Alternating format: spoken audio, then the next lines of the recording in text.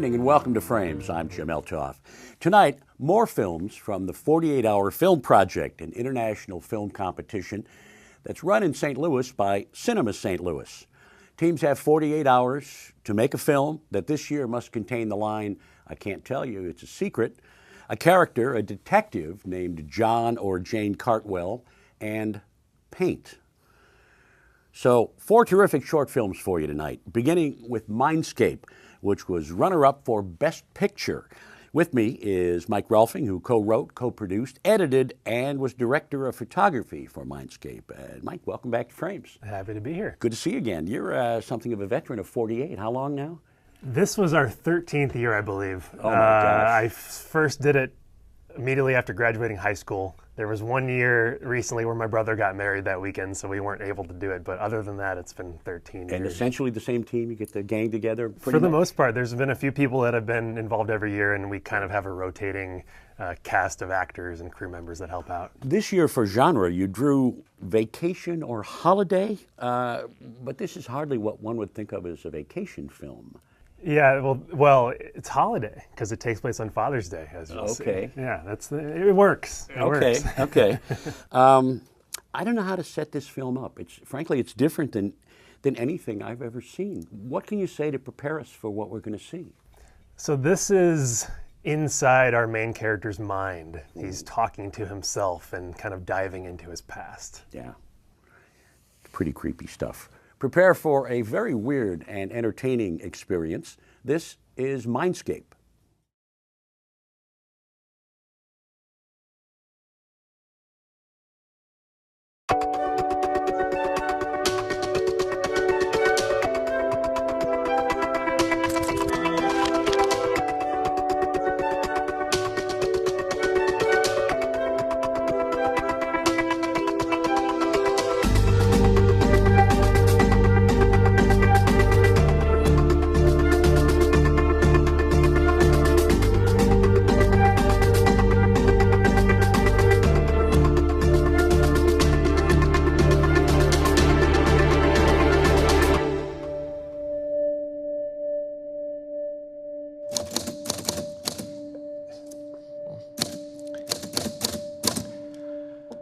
John Cartwell.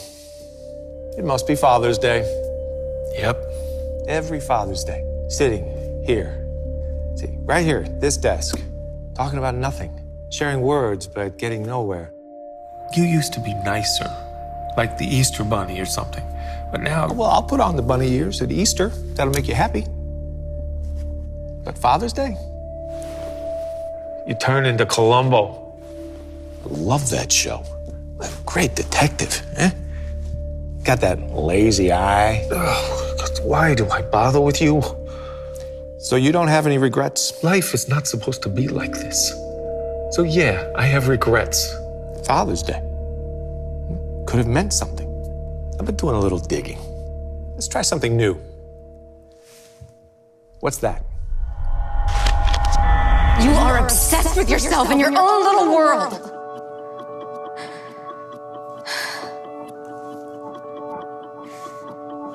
Please. Please just tell me, okay? I promise I will still love you.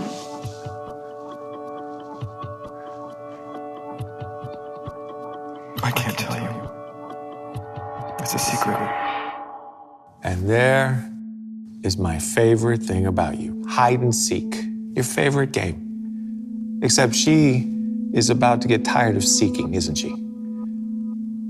Okay, sorry. What do you wish you had said to her?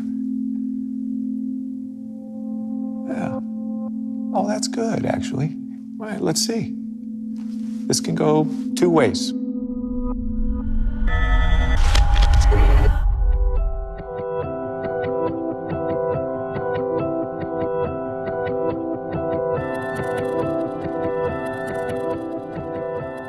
Well, what did you tell her? I told her... You don't even remember the secret, do you? What you were so afraid to tell her. No. But what really happened, you didn't tell her. You hid. You're hiding right now, you know. No, that's what this is. This whole subconscious excursion you're taking. It's all hiding, all locked up in yourself. If you hadn't hid, you would have had a baby. Baby girl.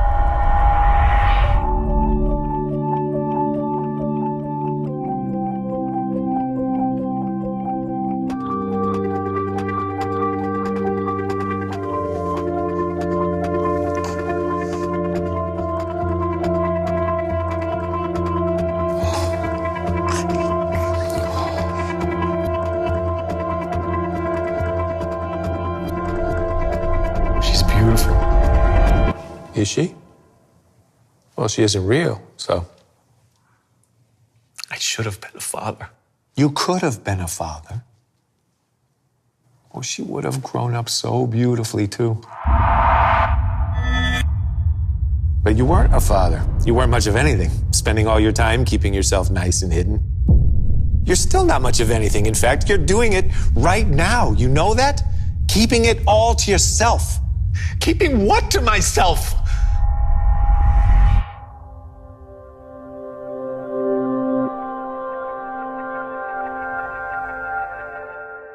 It's you.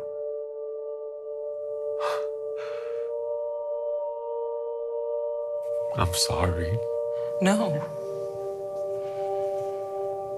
No, you should not be sorry for me. You have spent many, many days here, stuck. There is a question that you keep asking yourself. It's time to stop asking that question. What if? What I am going to tell you is not the answer to the question. Love is not a reservoir. Love is a river. Love hidden and locked away is not love. It's an obsession.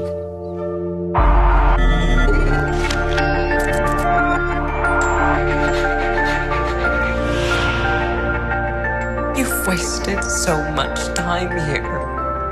You've wasted so much love on me. A shadow in your dreams. There are people everywhere that need love. Go now and give it.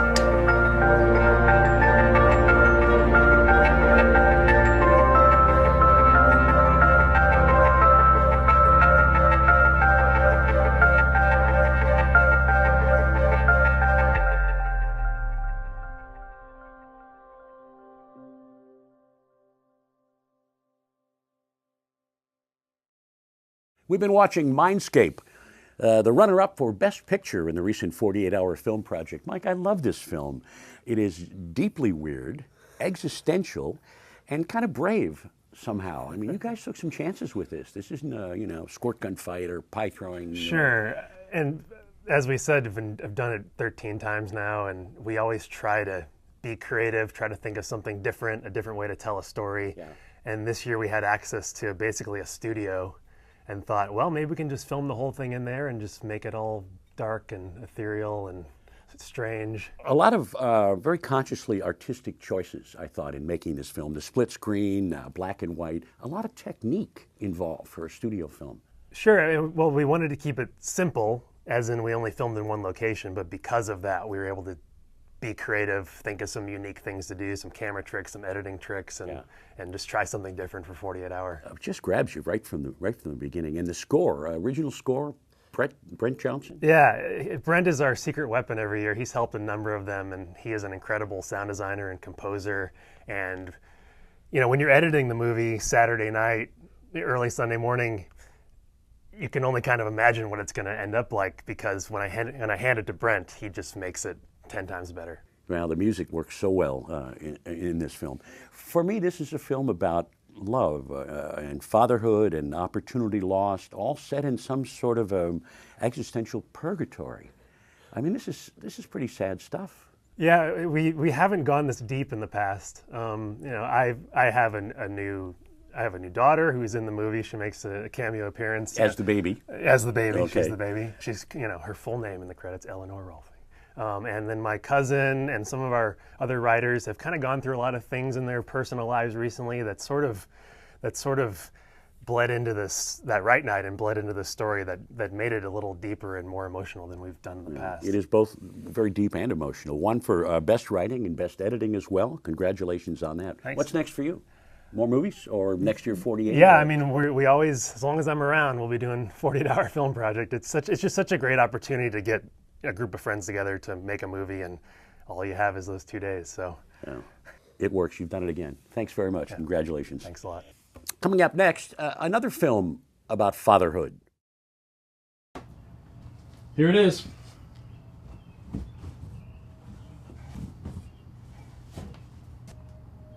Oh, wow. There she is. My God. It might just be maple, spruce, and ebony, but I am telling you, this one was special. The memories in this space.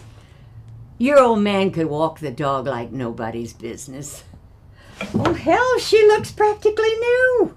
Yeah, well, the instruments were the one thing in the house that he actually took care of. My next guest is Dan Foster, who directed the next film that we're going to see, Even After Dad's Gone.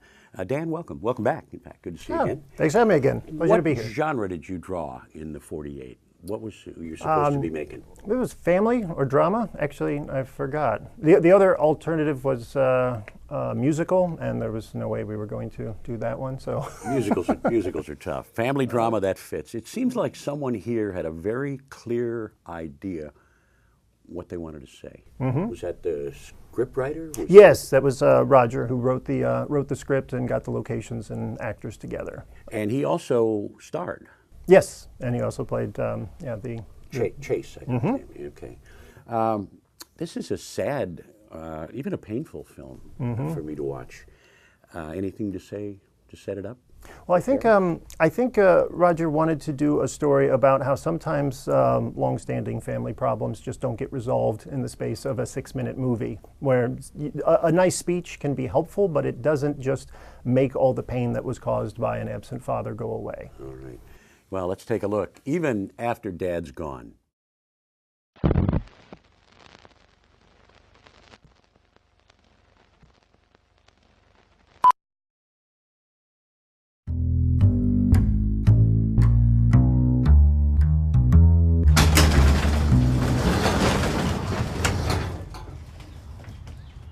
How about that? I remember this one night you were giving away free drinks. You were mixing rail vodka with every button on the soda gun and telling people it was your secret recipe. And anytime anyone would ask you what was in your secret recipe, you would lean in real serious and look around for spies and say, I can't tell you. It's a secret. Used up a whole bottle. Well, anyway, yeah, you're looking good. You look just like your old man. Lucky me. Finally decided to clean crap up around here. It was back behind that cabinet. Anyway, here it is.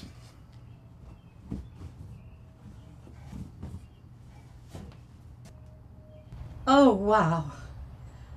There she is. My God. It might just be maple, spruce, and ebony, but I am telling you, this one was special. The memories in this space. Your old man could walk the dog like nobody's business. Oh, hell, she looks practically new.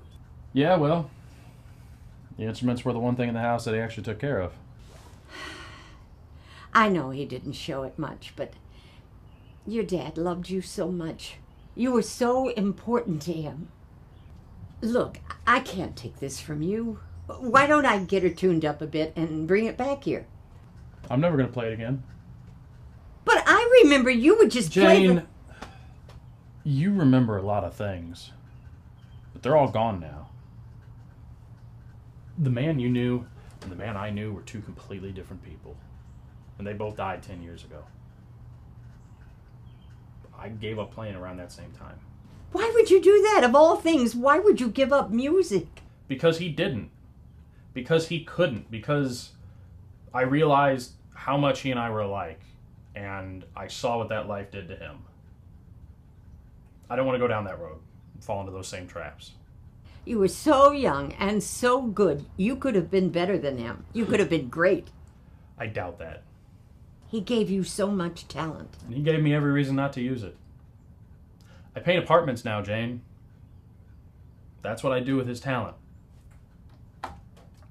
Paint. That's a real shame. He was so good, and you could have been better. Yeah, well, it didn't take much to be better than him. He wanted to do good by you. It's a real sickness, sweetie. Yeah, that's what they say about me, too. I'm sorry. Jane, I respect you, and I have great memories of you, but you're a part of my life that doesn't exist anymore.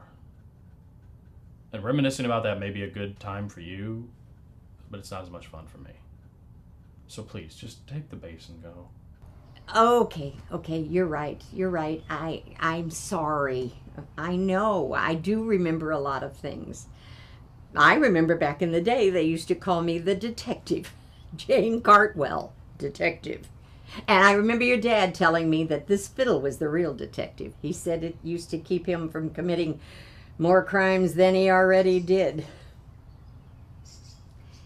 I know your relationship with your dad was different than mine. I know that he's gone.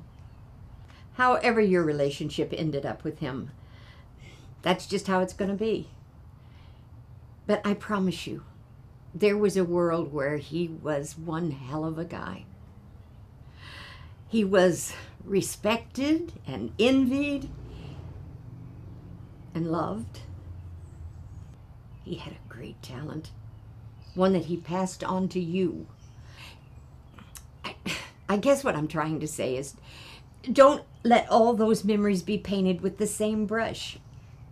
It's okay for the good ones to be good. And you don't have to let all that talent go to waste just to spite a guy who isn't even around anymore.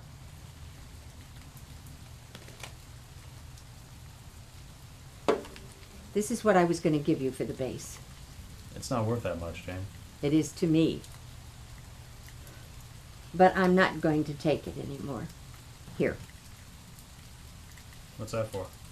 It's an advance. You're going to play the bass for me next month at my bar. That's an awful lot of an advance. Maybe just half now and the rest later.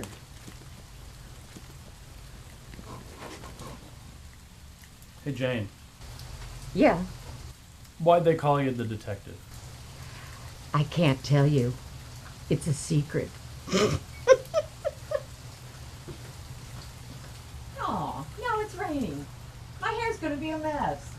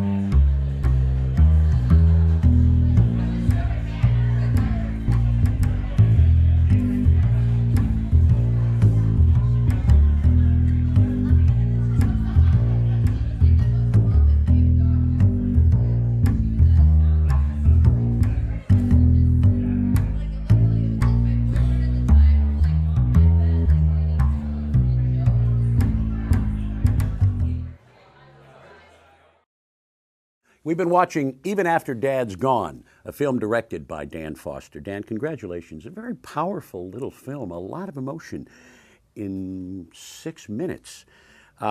Basically a two-character film, right? Roger Erb, who also wrote it, and Donna Weinstein as Jane. These are Yes. wonderful actors. Where'd you find these guys? I've known Donna for a while because we've been working on a web series about a fictional theater company for the last couple of years, and she's one of the main characters in that. But she's been doing theater in St. Louis for a very long time. Well-respected actress and just unbelievable talented. A pro. I mean, from the minute the camera's on her, you can see, yes. oh, this is a pro. This is not somebody's sister-in-law who, is getting a favor. Does Roger Erb have father issues? Not that I know of. I've Boy, never somebody met him. sure does. And he wrote it, so I'm thinking, wow, I wonder how he and his dad get on. Actually, he did not say whether it was or wasn't autobiographical in any way. Yeah. He just needed an idea for a story, and he thought that would be a nice short piece to do. Well, it's rather a deeper piece than most of the 48-hour films. A lot of them are kind of, chuckle and goofy stuff, but this one digs deep. This one gets emotional. Yeah, he wanted to make a movie about something real, something that people actually deal with, and not just make it a series of short jokes or goofy situations, which is kind of what we did last year. So he wanted it to be, a little more substantial. Nothing wrong with goofy, but substantial too. What's up next for you? You making more movies? Actually, lately I've just been shooting a bunch of local theater around town, and then still working on the web series. It's a web series about a fictional theater company that's just incredibly dysfunctional. What's it called? How can we see it? It's called The Company, and we've got a few more scenes to shoot. It's a 6-episode series, but once it's finished, we'll be posting it online. Oh, so it's not up yet, but it will be soon. Oh, no. We're shooting all 6 episodes at once, and then editing the complete series, and then we'll upload it. But Donna's in it, along with a lot of recognizable St. Louis actors. Actors. We'll be watching for it. Okay. Continued success. Thanks for being with us. Yeah, thank you very much. Our next film tonight is a coming-of-age film that pretty much savages millennials. Oh my God, it is so good to see you. Mwah. Mwah. It has been so long. Too long. Just so long. We brought wine. Ashley, so good to see you. We brought wine. Thank you. This is such a lovely home. What a lovely home. 2-car garage. You know it. Buying a house is just such a good investment. You have a lovely investment. Well, you know what they say about buying a house. Go such with the a 2-car lovely garage. investment.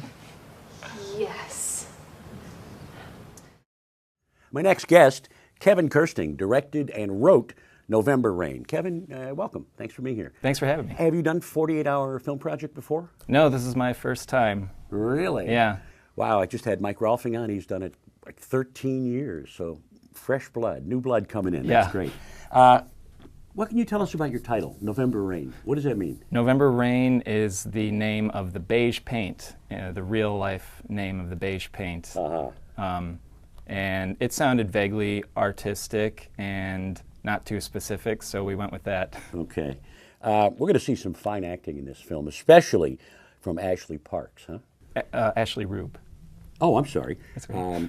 She won Best Actress in the 48-hour film project. Yeah, yeah. Have you known her for a while? Is she a longtime actor, or is she new at this, No, I've known her for probably about 6 months. And no, this is kind of one of her first acting things. She was into it in school, in college, but yeah, this was we were all kind of stepping outside the box on this one, and she did too, and we were really excited for her to get Best Actress. She really carries a lot of this on her shoulders. I mean, a great supporting cast, but she's at the center of it. Anything you want to say to set us up before we watch your film? I don't think so. Okay. Sorry. Let's watch November Rain.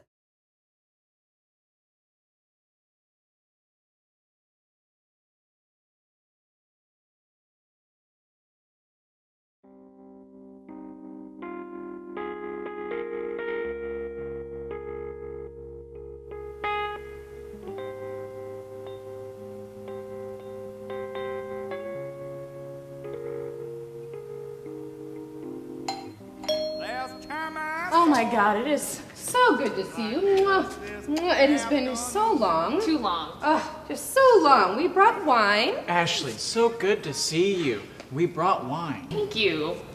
This is such a lovely home. What a lovely home. 2-car garage. You know it. Buying a house is just such a good investment. You have a lovely investment. Well, you know what they say about buying a house. Go with the 2-car garage. Investment. Yes.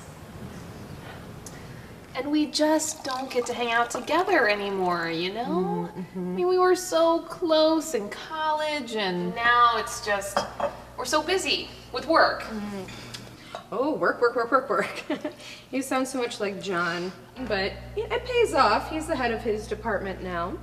Yeah, and what kind of detective is he again? I can't tell you. It's a secret. It's not a secret. Department But store. we have our 2 little ones, and now we're just waiting on our little half person. Oh my God! Congratulations!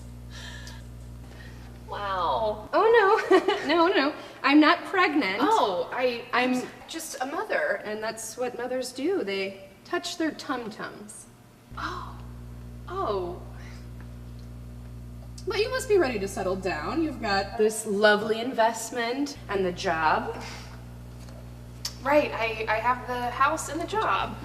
Lovely investment. And when is Devin coming?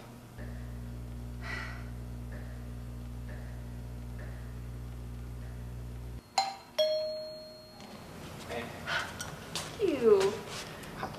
Devin. So good to see you. It's been too long. So long. Lovely investment. Yes. Do you have a job? I have a job. Do you have a job? Yes, I have a job. I brought wine. Yes, I know. So then I said to her, I have the garage. Maybe you could bring the 2 cars?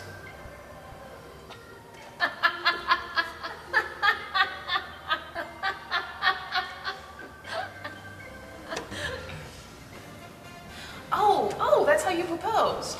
It's a beautiful story. You're a beautiful couple. It was the most romantic thing I'd ever heard. I'm sorry, I'm still not clear. So you have a garage, but you wanted another car to fill it? They would be her cars. She would bring the cars. We would have a 2-car garage. Oh, and 2.5 little ones. Exactly. But we only have the 1 car. It's a beautiful story.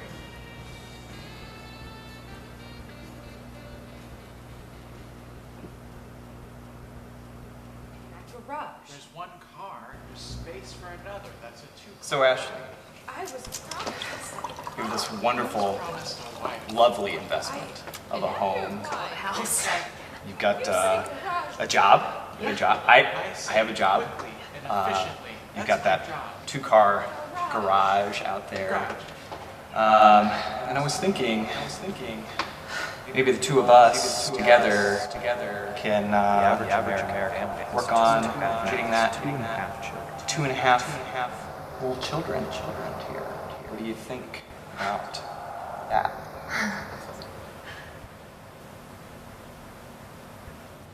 Ashley, you have the most beautiful beige walls. Yeah, they remind me of a beach or maybe sandpaper. Devin, compliment Ashley's walls. Well, they are a lovely shade of beige, if I do say so myself. I mean, I really love it. Goes with everything, you know, all of your frames over here. You know, I love how safe beige is. It almost feels like the home is hugging me. And that's what you want in this type of investment with the 2-car garage.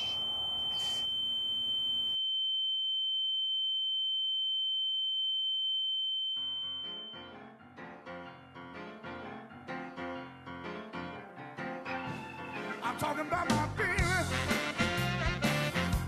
I'm talking about my baby. I'm talking about my baby. My baby said she loved me, gonna put it on me just like that. Just like that. I'm talking about my baby. I'm talking about my baby.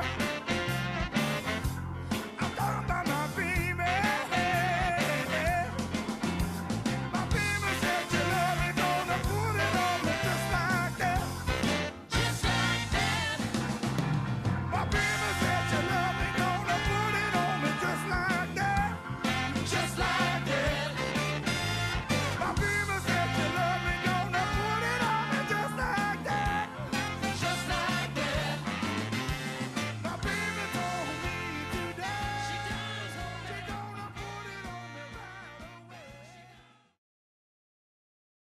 We've been watching November Rain, written and directed by Kevin Kirsting. Kevin, you seem to have it in for the millennial generation. Is that a correct observation? No, I like millennials. I don't have anything against millennials. But, I mean, they're referring to Ashley's house never as a home, but an investment. I mean, these people are in the shallow end of the pool. Right, yeah. But you don't think that represents a generation? I guess it could. I was thinking more of the types of things that I hear when I'm talking to people about homes. Two-car garage, baby, right. Wow. Yeah. I didn't think of it from the generational standpoint, though. Boy, it smacked me right between the eyes with that. These people. And then there are observations about her beige walls, her beautiful beige walls, which are covered with art, interesting pieces. They don't see it. They see beige walls because that's the investment part of it. The pictures go, the beige walls stay. Yeah. You know these people?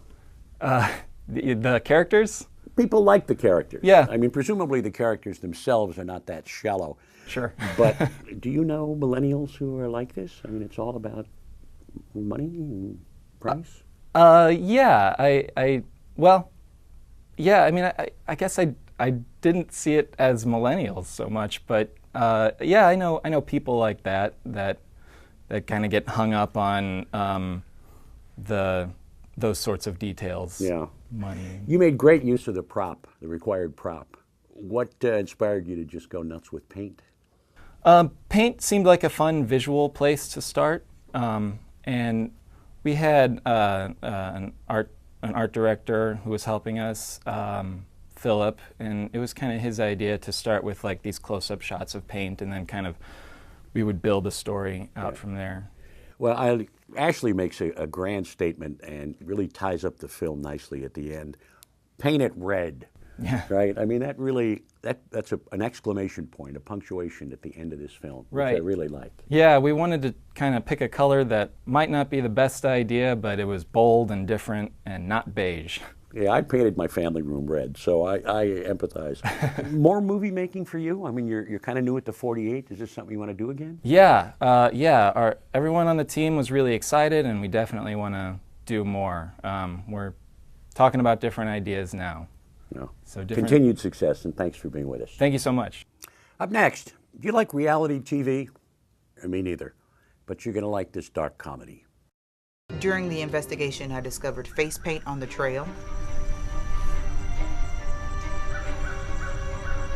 Latex base, non-toxic, titanium white face paint. We got ourselves a clown.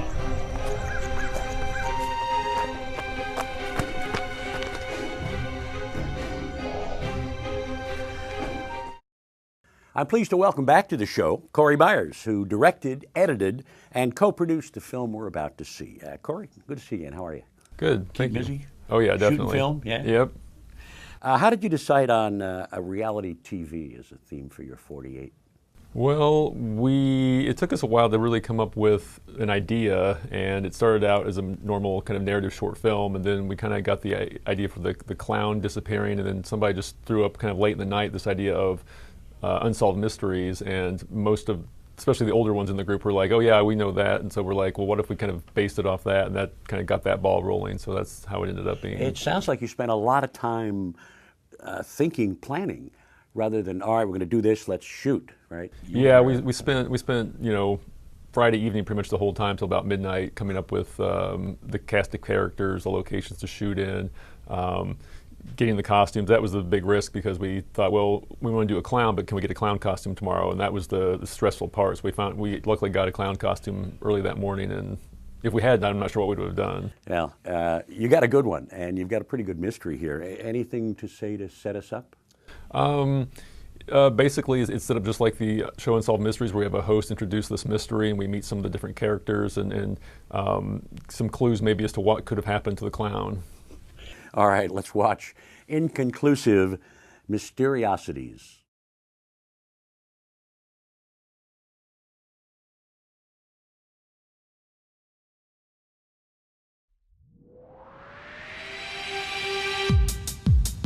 Welcome to Inconclusive Mysteriosities. Tonight, we try to find the punchline to the mysteriosity of a clown. Cuddles is missing. Cuddles the clown disappeared earlier this year. He was last seen near a walking trail by his home. There are many theories to his disappearance, and tonight we get a chance to talk to his wife, his best friend, his neighbor, and a detective. First up, Cuddles' wife Susan, who's keeping her fingers crossed and her toes and her eyes that he will return safely. We had a fight. I have fears in our relationship, and that's what it was about, as it always is.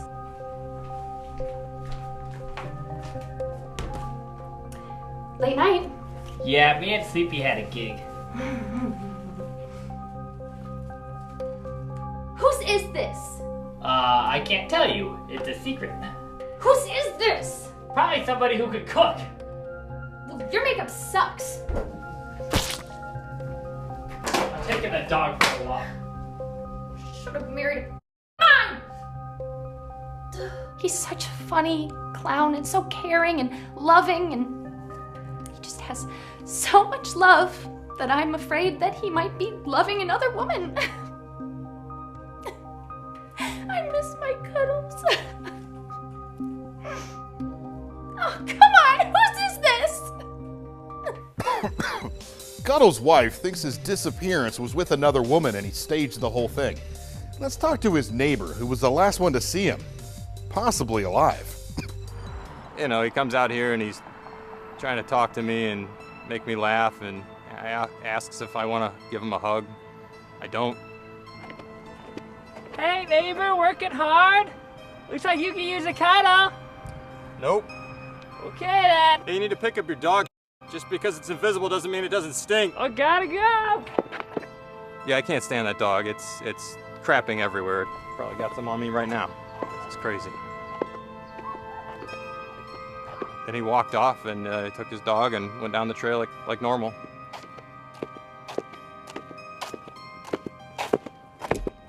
We all have that type of neighbor.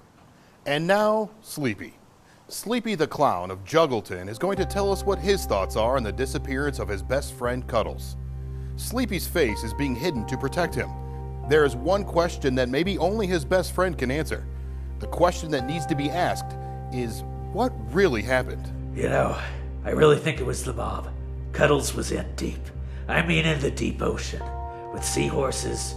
You've heard about seahorse betting, haven't you? You take some seahorses, you race them, you see who wins, you bet on it. Simple stuff. Searching for answers can make you tired. Someone who's all too familiar with that is Detective Jane Cartwell. Obviously, she's good at dishing out the facts, but can she find them?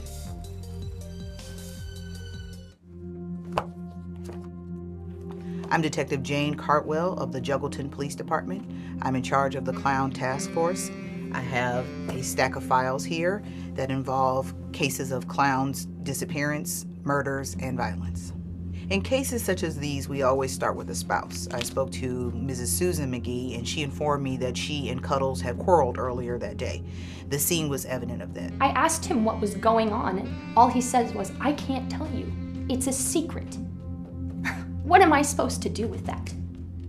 And then he just left and took the dog for a walk, and that was the last time I saw him. I did some research and some background on the neighbor, and it turns out that he is a part of an organization that hates clowns and attacks them at their will, a vigilante group called KCK, Killer Clown Clan. I'm not a member of that group.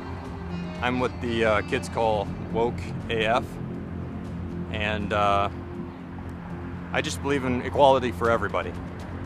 After speaking with Sleepy, that's Cuddles' best friend, he informed me that Cuddles lived a life that people didn't know. He had a serious gambling addiction. He was in deep debt. See, the ocean, deep. Get what I'm going with here. And I think maybe the mob offed him. During the investigation, I discovered face paint on the trail, latex base, non-toxic, titanium white face paint. We got ourselves a clown.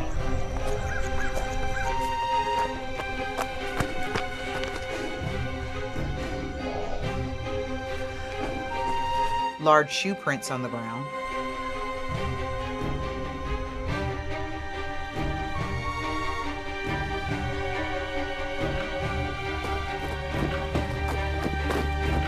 disturbance of leaves suggesting a struggle.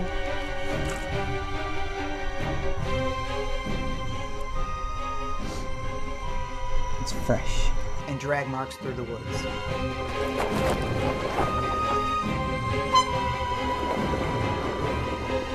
After speaking to Cuddles' wife, neighbor, and friend, and after analyzing the scene, the case reached a dead end. In my 30 years of being a detective, this is my first and only cold case. If Cuddles is out there, I hope he's okay. Has anyone seen the dog? There you have it, folks. Keep your eyes peeled for the missing clown, Cuddles. Thank you for watching Inconclusive Mysteriosities.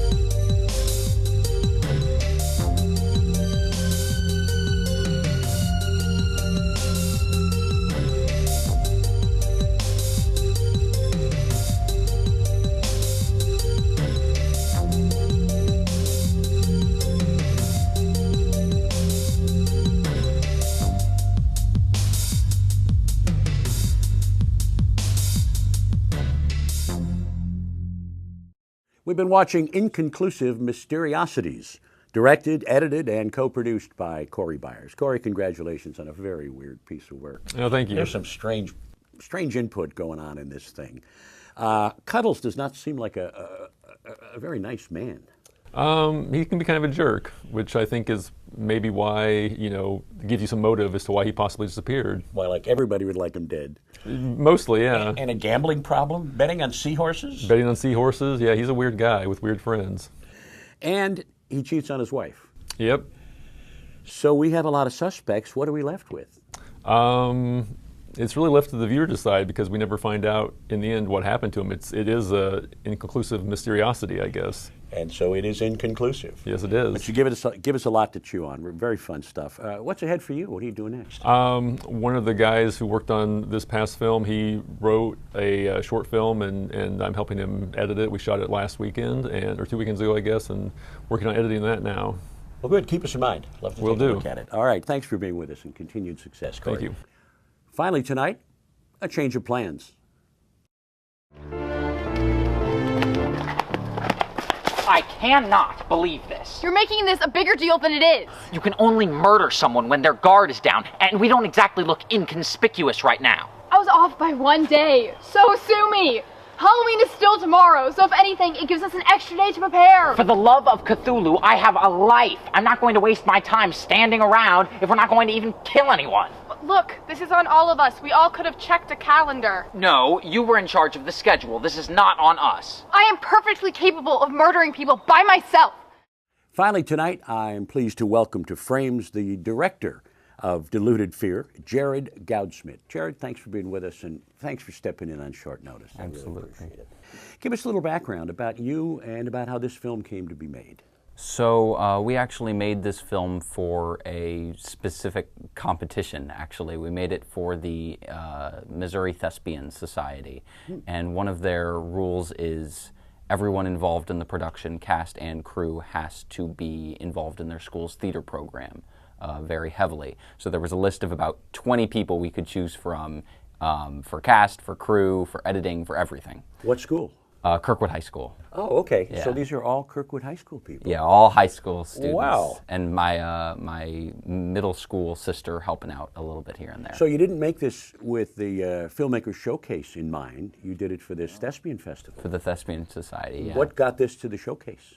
Actually, it was funny because it was quite a winding trail to get to the showcase because to be eligible for the Thespian Society, we have to send them a YouTube link. That was required and had to be public and open, and that usually is disqualifying for the Filmmakers Showcase. You can't have it released online. We only became eligible through our acceptance into the St. Louis Sci-Fi and Fantasy Film Festival, which is new for this year and screened at the the Science Center, at the Science Center in the Omnimax, which was super cool. It was bizarre. But we were able to, because we have sort of wacky, wonky, murdery characters, we were able to make it into the sci-fi fantasy. And then from there, we became eligible to submit to the showcase. Terrific. I don't want to spoil anything. Is there anything you'd like to say to set it up before we watch? Be prepared for odd word choice. And an odd little movie. It's called Deluded Fear.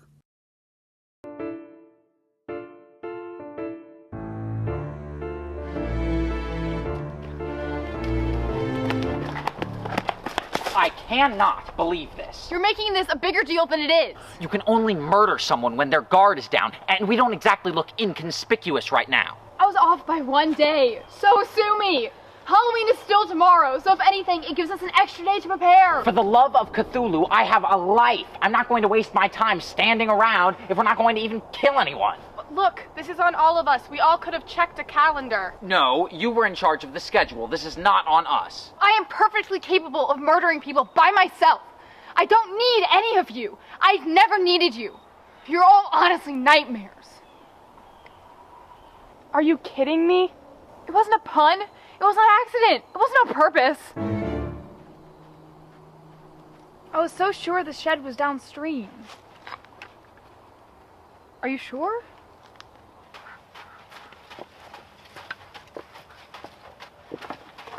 Hey, listen. This is just a small setback, okay? Look at her. What is she even supposed to be? A mime? And the whole gas mask getup is ridiculous. Oh no, not khaki. I'm terrified. Okay, you need to calm down. We're 1 day off. It's fine. You don't understand. I've put a lot of time and energy into this. I have a vision. I just don't like seeing it get ruined. This is your vision, really? Then why am I the one carrying a cauldron full of supplies?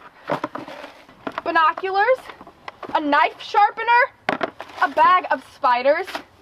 Mice, color coordinated? A small pumpkin? Why? What are we supposed to do with it? It's heavy. Hey guys, we're gonna go upstream. Come on. Hey, I could carry the cauldron. I'm fine.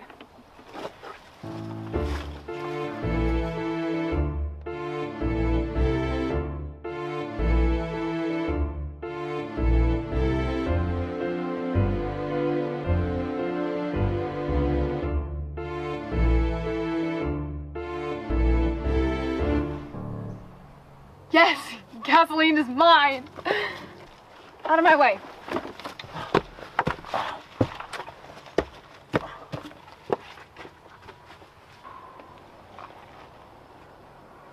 Don't worry, it's all yours.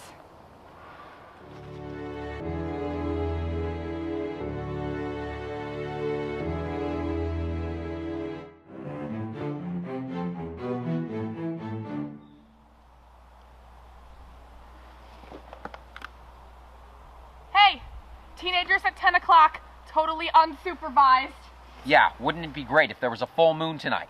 On a Friday, on Halloween. Stop it. This is a great opportunity. Why are you trying to ruin this? I just don't think Thursday the 30th with a waxing gibbous moon has quite the same ring. Okay, you are really bitter. Can't you just... This is deluded fear. The suspense is gone. Don't be like this. You know what? I'm done with this. You guys can get your act together. Or not. But I'm going down there to burn one of these kids alive. With or without you. Go ahead. Have fun ruining the spirit of Halloween. Guys, we're Halloween fanatics. We all know the #1 rule of the season, never split up. Stop acting like you're in charge. You're not. Oh, really? Then who is? I think that we can all agree that only one of us brought us all together in the first place. You're an egomaniac! Pun intended! Enough! You don't think I want to scream and yell too? This is upsetting. Of course I'm mad, but we've all made mistakes and nobody can do this alone no matter what we'd like to think. You have the vision, the big idea. You have the drive, the real effort. You have the creativity, the ingenuity, the personality. We couldn't do this without any of you. And you? I'm the most important part. I'm the one that keeps the three of you here, together. So I propose we do what we came here to do. Come on, guys. Let's go slaughter those kids. Okay? Okay. Okay. It's okay. All right.